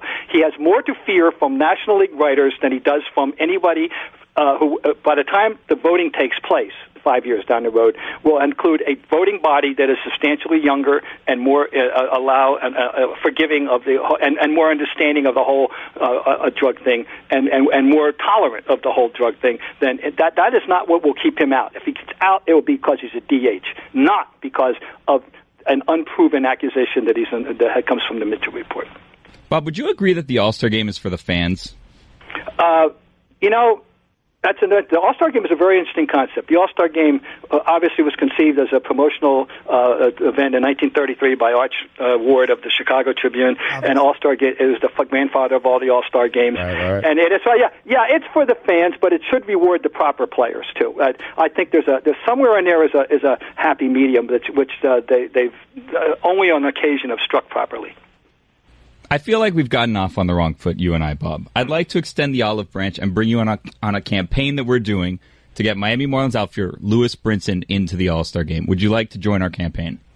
I have to be a neutral because I do not feel qualified to comment on. Well, no, he's a perfect symbol for Miami, Bob. Like, he deserves to be in the All-Star Game. He's being robbed. Look, you just heard how much that dude knows about sports. You just heard. He knows sports. He doesn't know the Marlins. I am barely cognizant of the young man's existence on this earth, so I don't think I should be participating in that. That's precisely the reason he should be in the All-Star Game. Bob, stay right there. We're going to come back to you to explain your tweets because we got some stuff we got to get to with Bob Ryan. I can't talk to him enough. Learn some things, kids. Let's go. My private jet isn't going to fuel itself. He's the best. The best. Love him, man. I didn't know that about the All-Star Game. How do you remember what block he was on and what turn he was making? He really cares about sports, man. He really cares about sports. Do you think he celebrates Don Larson Day? Do you think he... I love that he remembered that date, and it's a national holiday, Billy, even though you don't know who Don Larson is. That's made-up holiday. Next. You're holding up the line, ma'am. What did you say? You're next in line for the water slide, ma'am. Feet forward and enjoy the ride. Okay, dearie. This does look fun. Whee! You melted me. I've melted. The Wicked Witch of the West on a water slide? Surprising. What's not surprising? How much you could save by switching to Geico. See what you've done. Oh! Geico. 15 minutes could save you 15% or more. Don Le Batard. Texter writes in, Stugotz looks homeless today. If I saw him walking down Ocean Drive, I would give him $5. Stugotz. Thank you. This is the Don Le Batard Show with the Stugotz on ESPN Radio. Amin Elhassan in with us today. We are grateful for his presence. It will be useful tonight when we are talking basketball. If we can get him here, South Beach sometimes gets him at 9 and 10 p.m. If we could get him here and just get him here right, you might get some quality basketball analysis with your basketball game if you watch the game with us tonight on all the ESPN gizmos. You're saying that in a way where he hasn't given you anything of quality today, and you're right. At nighttime. Yeah. It's at nighttime. That's when he gives it to. Bob Ryan always gives you quality, nonstop quality. So this is what I want to do. I want to go back and forth, Stugotz. I will ask him questions about Game 3. Right. You ask him, explain your tweet questions. We're going to mix the two up. So let's mix them up. But I do have a quick question for Bob before we get started with that. Because I am interested. Amin and I were talking during the break. How does Bob Ryan celebrate Don Larson Day? Well, generally, but a tweet now in this Twitter world that we live in, and just remembrance. I think about it. I think about coming home and watching the last 2 or 3 innings on TV after we were dismissed from school. I just, it's an important. It's a milestone day. As a baseball fan, it is a day. I've taught my wife the importance of this day. She knows if you ask her what's October 8th, she says, "Oh, that's Don Larson." I'm serious. I believe you. Nobody's doubting you, Bob. There's no doubting of you. I mean, the thing is, for younger listeners, and younger might be described as 50 and under in this regard, in this particular context. You can't exaggerate the scope of baseball's dominance in the American landscape up to roughly 1970 and in the 60s. All right, the first 50 years of the century, there was no question. The last century that baseball was so far and away the number one sporting preoccupation of more people, and it had the greatest resonance in American life of any sport. So it's what the hell happened, Bob? It's not that anymore. What the hell happened? Well, football happened, and football is brilliantly marketed. Football has advantages. We could discuss that for another day, what football's advantages are, and there are many of them that appeal to a vast numbers of people that gave it a chance. And you thank Pete Rozelle and company for marketing it, and you better the NFL specifically. And I mean, there's a lot of things that happen. And then tastes change, and in general terms, look, I'm a history major. People understand, and this goes way beyond sports. This is a young republic in the big radar screen of history, and we're not a very old country, and things can change very quickly, and things are not always the way they are today are the way they're going to be in 2050. And believe me, we already know that because we know things aren't the way they were in 1956 on October 8th. The day that matters in the baseball lexicon, the national holiday, should be notarized by our government. Let's go ahead and go back and forth here with explain your tweets. You have some explaining to do. Time to explain your tweet. At Glow Bob Ryan on Twitter. He's a delight. Hockey fans, wake up. You don't need nitpicky offside. Stop your knee-jerk acceptance of a dumb rule that stymies needed offense. Yes, I hate offsides. I hate it in hockey. I hate it in soccer. It's a ridiculous concept. People say, well, you would have basket hanging. Like, well, no what? A guy hangs down by the goal, so you put a guy down with him. After a while, they get tired of looking at each other, and they skate back over past the blue line, and they get back in the action. And what it does is it ruins, by nitpicking inches, scoring threats. So what happens is what would be the worst outcome of having no offsides? What would it be? An occasional 9-8 game. Would that be such a bad thing? Now, I'm not a hockey purist, and to a hockey purist, that would be a horrible thing. But to a person who enjoys it but doesn't, obsess with it, I think that would be a great thing. Offsides is dumb. LeBron James' historical perspective in less than 30 seconds. He is the greatest virtuoso talent of all time. He is better and has more range of skill than Michael Jordan. What he doesn't have is the same resume. Michael's going to have a 0 attached to his, that being the number of finals that he lost and all that stuff. But if you're going to tell me that LeBron James isn't the greatest individual exponent of this art that we've ever known, then I think you're making a big mistake.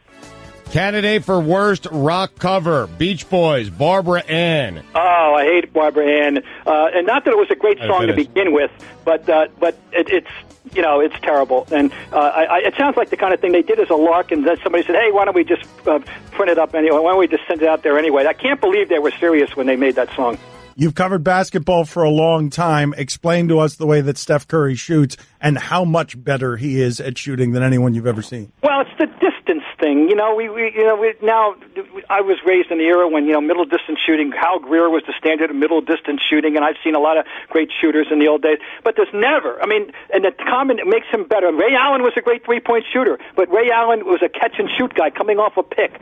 Nobody can get his own shot, create space from distance with the accuracy of Stephon Curry. He is the greatest shooter, and that's certainly that we've ever known. Okay, since you asked, Act Naturally is one of my 5 favorite Beatles songs. Well, we got into a Beatles thing. I put a thing out about how much we had the first anniversary of the Beatles channel on Sirius, and that I said the big takeaway I've got from the first year of listening to the Beatles channel is Ringo. Ringo's a cool guy, and Ringo's contribution, and the respect that Ringo has in the music industry, which I didn't realize that he had so much as a pure drummer. I know there's a lot of people think he's a lousy drummer, but a lot of people think he's a very good drummer.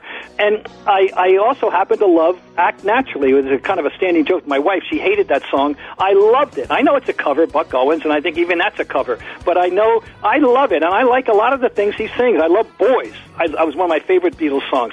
And Act Naturally is, by God, one of my 5 favorite Beatles songs. Bob, it's Billy again. Beatles a bit overrated. Oh, God, Billy, just shut up. just don't talk. Stifle yourself. Stop it.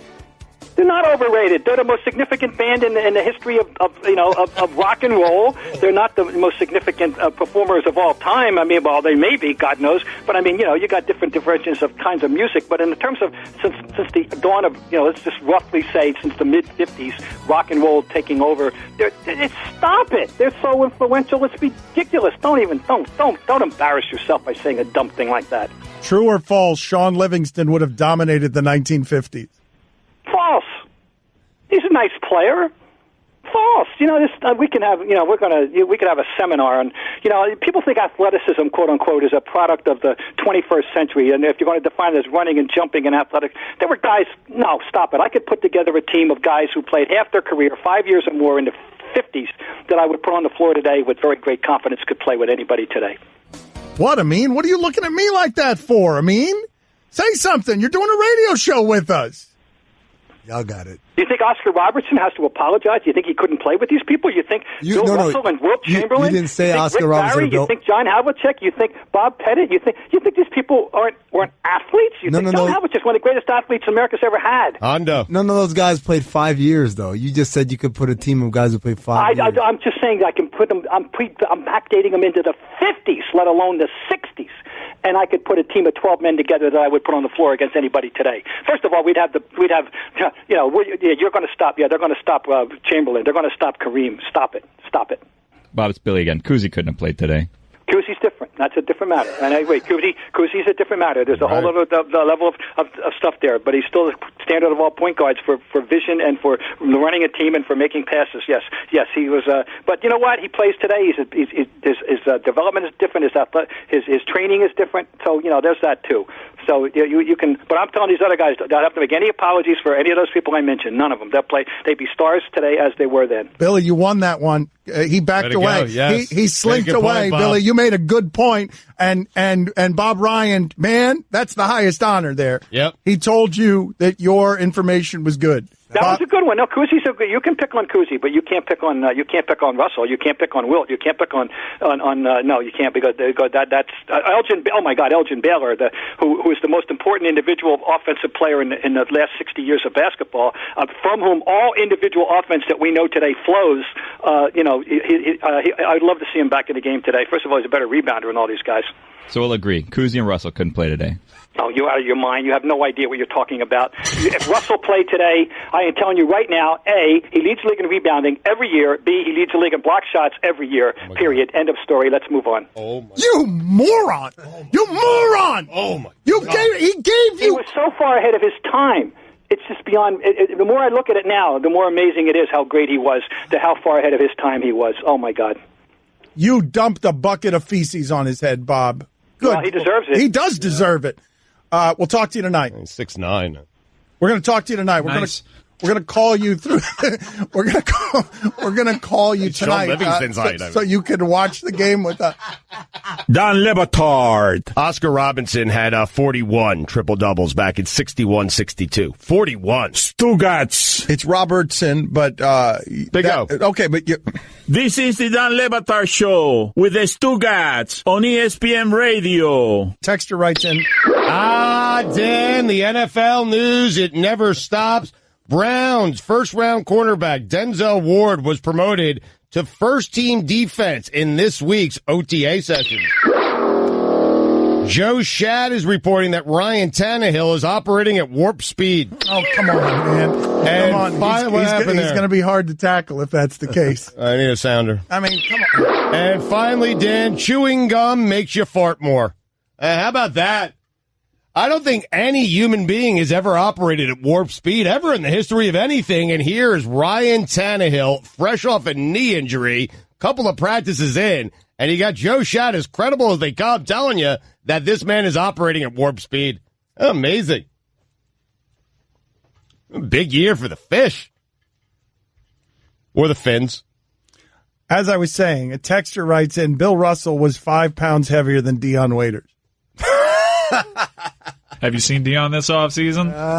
I'm guessing Deion, Deion has put post it on. ankle. Yeah, post ankle, not able to run around. You think Deion Waiters would have dominated the 50s the way Russell did? Yes. You think any player today would have dominated? I don't want to do that. At show. center. I don't know. We just did that show last segment and it was better. I don't know. We just did it. You guys want to do it again? You want to do a comparing across generations where Bill Russell is 6'9", 220 pounds playing against Kevin Durant? Do we really want to do that?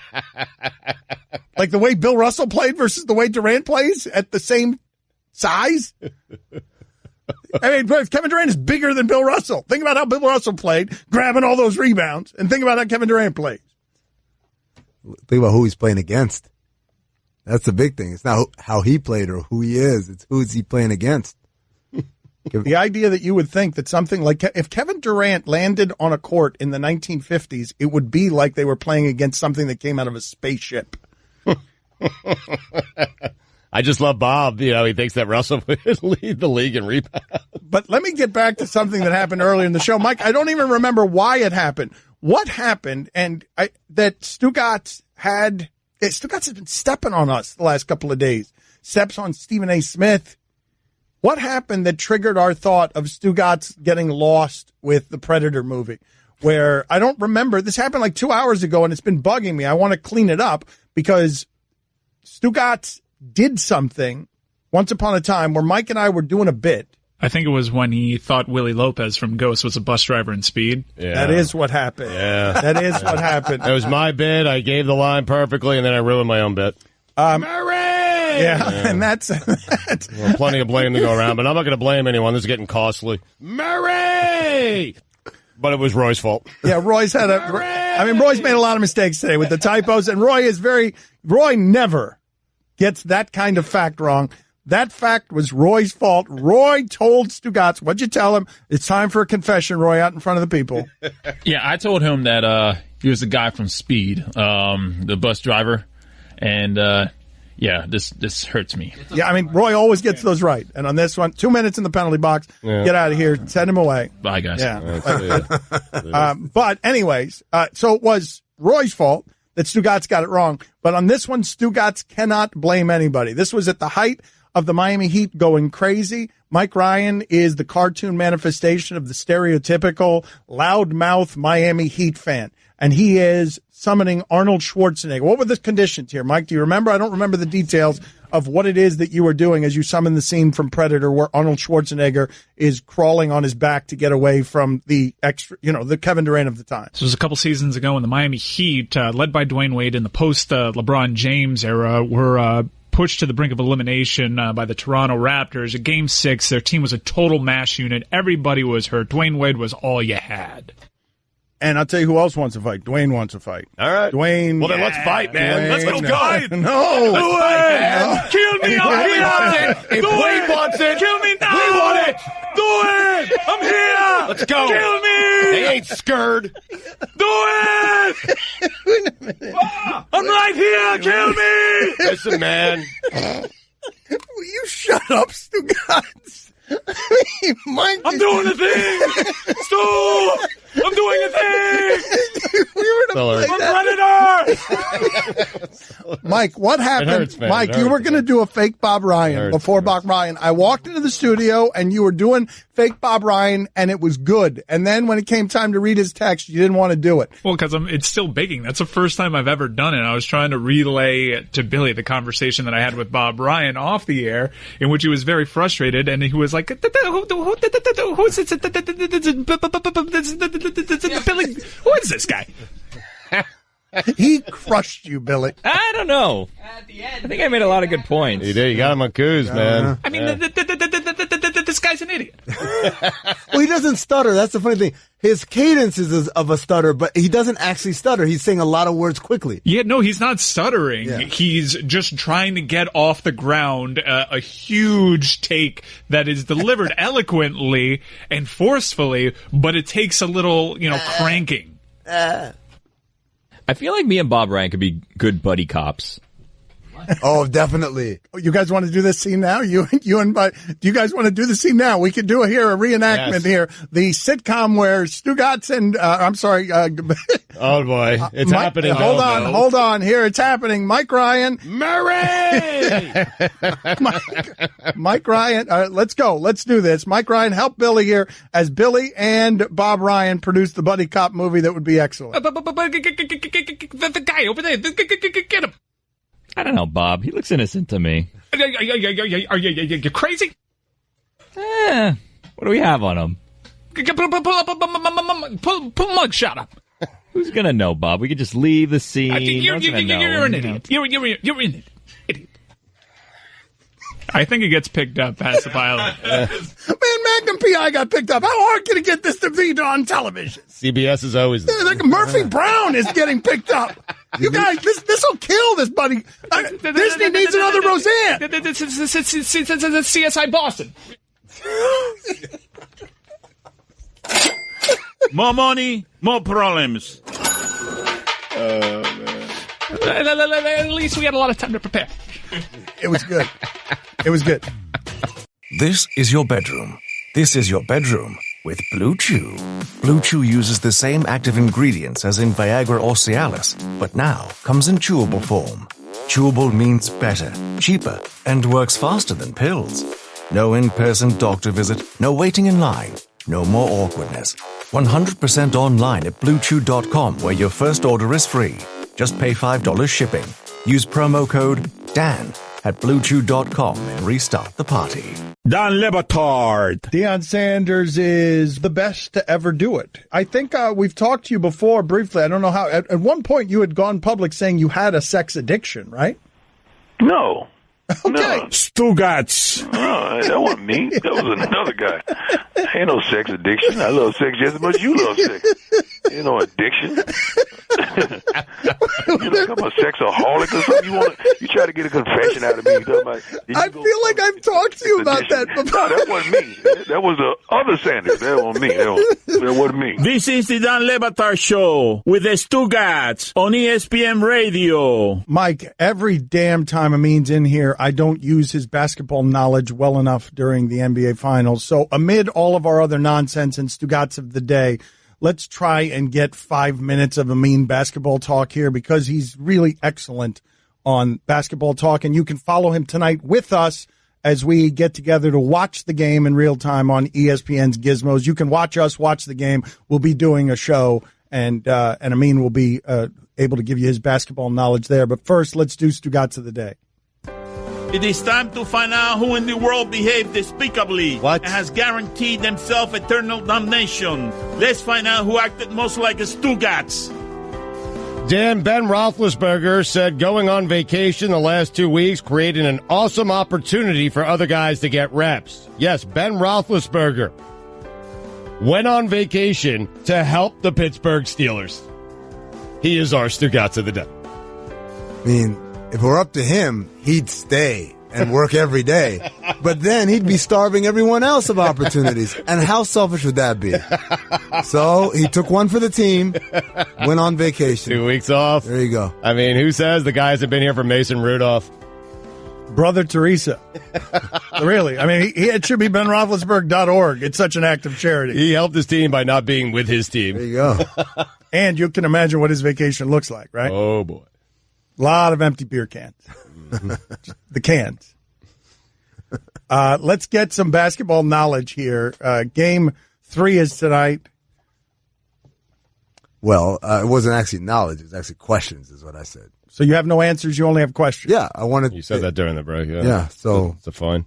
Question number 1 is, are there any other gods besides basketball gods? Because in basketball, we always talk about the basketball gods did this, the basketball gods are what made that happen. That's a good question. Does baseball have gods? No, but there are golf gods. Are there golf gods? 100%. What do the golf gods do? Oh, yeah, the golf gods will have a ball like it will hit, you'll bounce one off the golf cart track, the path there, and it will go right onto the fairway, and you thank the golf gods when that happens. How do you anger the golf gods? Because you can always anger the basketball gods. I don't really know of a way to anger the golf gods. I just know the golf gods exist. Don't forget, John Gruden was working on a movie about the football gods. Was he? He has an idea for it. Mm-hmm. What does that exist in football? No, I think your point stands. I think more of the basketball gods than I do the baseball gods. I think the basketball gods are the greatest of all the gods. There may be other gods, but baseball gods and football gods and hockey gods and golf gods all pale in the shadow of the basketball gods. They're like the Greek and Roman gods weren't like lesser gods. Lesser gods. God of, bottles. Yes. All right. So, next question. Stugotz. The personal record book always, it seems to take away championships. Mm-hmm. But does it ever bestow championships? Wow, great question. Like, is there anyone who didn't win, but in your personal record book? Your personal record book, Barry Bonds would actually be a champion, wouldn't he? No, Barry Bonds would not be a champion. I guess Miami against Ohio State, and I hate to say this pains me to say it, but I think probably I'll have to revisit this, but I think the 86 Mets, and that's my favorite team, I don't think they really won the World Series. I might be open to giving that World Series to the Red Sox. Oh, wow. So not only are you taking away one from the Mets, but you're giving it. Yeah. That's the only way this particular God works. Yeah. He will not simply give it to somebody without taking it from someone else. Sometimes I've considered Georgetown, giving them a national championship because they were clearly the best team. Villanova had one night and they just kept, they played keep away. Like I've considered giving Patrick Ewing an extra national championship because I don't like how Villanova went about winning that game. I don't. Good deal. Yep. All right. Next one is, you guys were talking about Harmon as the poor man's Kevin Costner. Mark Harmon, poor man's Kevin Costner. There is a poor man's Tom Hardy. I don't know if you guys know this. He's in this movie called Upgrade that's out right now. He looks exactly like Tom Hardy, but he's not Tom Hardy. But that's not the question. The question I had was, who are the great poor men in sports? Right now? Yeah. So someone's a poor man, something else. Draymond Green is a poor man's LeBron James. Wow, that's a very poor man. I mean... But is it that part of it? What's the best analogy? That's lofty praise for Draymond Green, yeah, man. But give me some better. Dion Waiters is a poor man's Dwayne Wade. There you go. That's a good one. Is the gulf between those two any bigger than the gulf that I just mentioned? Good question. And you were right, Dan. Thank you. That's all this is about. Thank you for saying so. Some of my favorite words. Mm-hmm. It's better than I love you. You were right, Dan. It's going to be in my vows. Murray! You were right, Dan, is all that matters. Let's just get it out there. So girlfriend says, I love you, Dan. I am right. That's how I hear it. I was right. Maybe your vows, but that quickly changes after your vows. Yeah, everything changes. Murray! Watch us tonight on the Gizmos, okay? Like, call up all your Gizmos, power them up. Power them up. We might FaceTime you tonight. Watch the game with us. 32 people.